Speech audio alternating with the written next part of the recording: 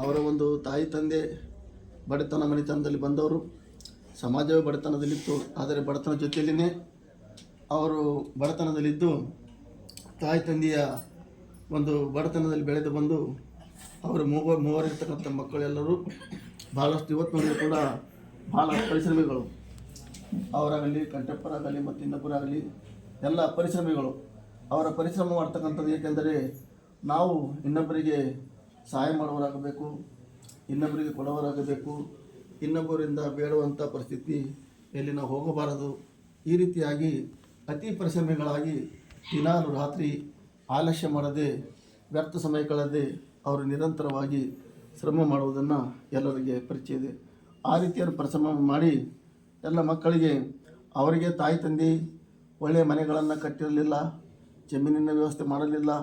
ಆದರೂ ಕೂಡ ಇವರು ಮುಂದಿನ ಮಕ್ಕಳಿಗೆ, ಅವರ ಮಕ್ಕಳಿಗೆ, ಅವರ ಮೊಮ್ಮಕ್ಕಳಿಗೆ ಅವರಿಗಾದಂಥ ಒಂದು ಪರಿಸ್ಥಿತಿಯನ್ನು ಇನ್ನೊಬ್ಬರಿಗಿಂತಲೂ ಹೆಚ್ಚಿನ ಮಟ್ಟದಲ್ಲಿ ಮಾಡಿ